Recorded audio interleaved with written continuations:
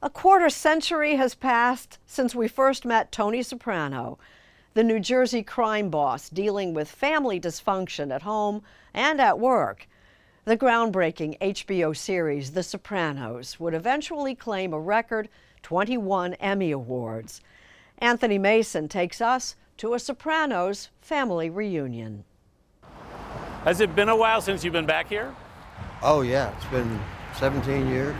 David Chase's drama about a mob family headquartered in a New Jersey strip club would change television.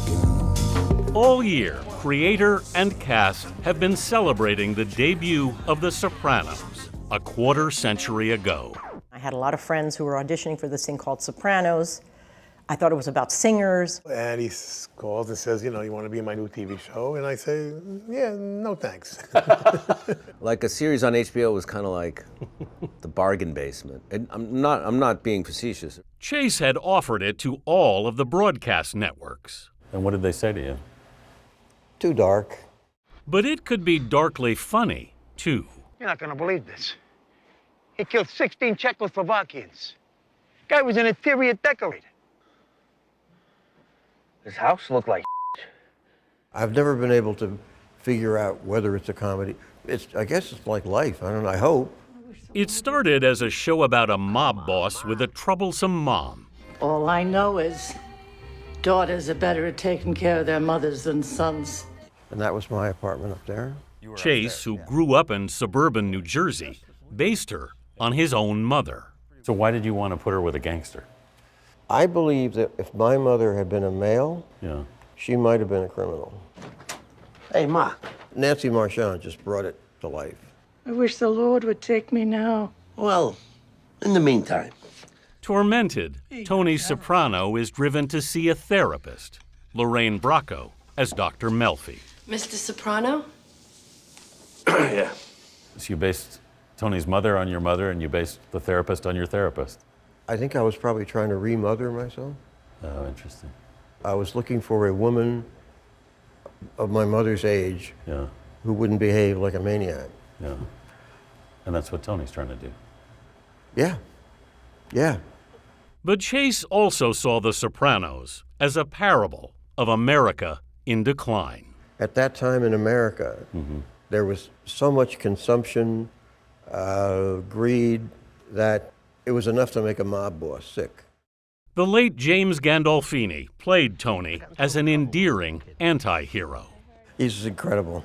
Well, the whole thing was about his face. Yeah. And about his eyes, actually.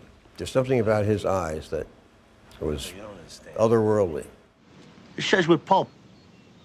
You like it with pulp. Not this much. Edie Falco played Tony's wife, Carmela. There's such a great dynamic between the two of you in the show. Yeah, it's a matter of alchemy. We both had Italian families, had some idea of what this dynamic feels like, and just sort of fell into it with great ease. It was, a 10-year Yeah.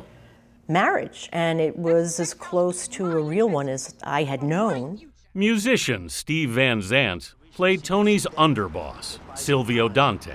Which I was very comfortable with, having, done that kind of a thing with Bruce Springsteen in real life, Yeah. Cheer me up, babe. Just when I thought I was out, they pulled me back in. There had never been anything like it on TV.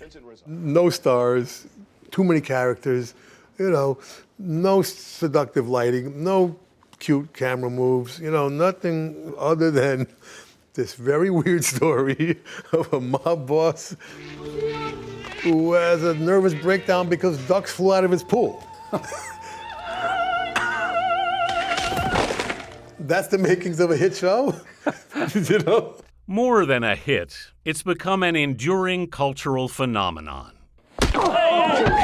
Constantly rediscovered by new audiences who still tour its shooting locations. But outside of the church right here is where Tony approaches Bobby Bacala. What do you think the magic in it is? Well, first of all, it's really good.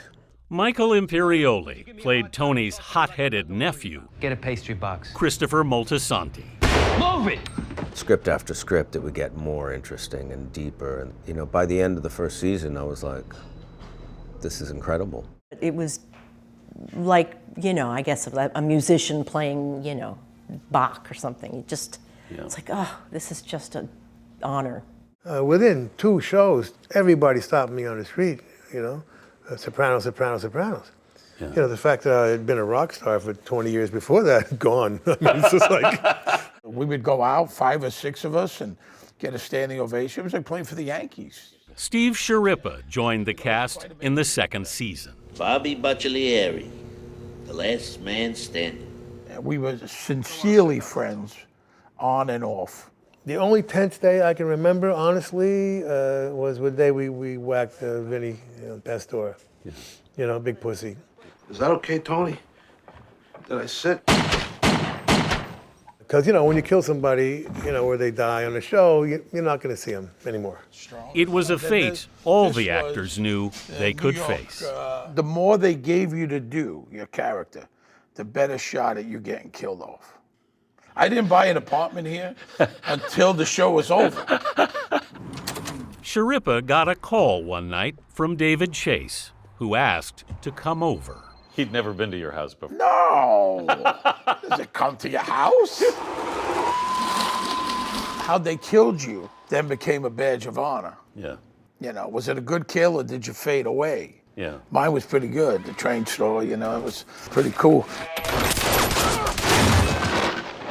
After 10 years of filming, The Sopranos' final episode aired in 2007. Did I read that in the last read you actually started crying? I was out of control. I was embarrassed. I really couldn't stop crying. It was ridiculous. What were you feeling? It was this thing in this moment will never happen again, to me, to anyone. It changed a lot of people's lives. Sure. I think all of ours. Yeah. In all kinds of ways. The ending, an abrupt cut to black, was controversial. My initial thing was, did the TV go out like everybody? But the ambiguities of that I thought were really interesting. Did he die? Yeah. Is that the last thing he saw? I mean, those questions that lingered that people just tried to figure out. You kind of left room for everybody to make up their own ending. Yeah. That was not my intention. What was your intention? Here, David Chase stopped to think. I don't know how to explain it.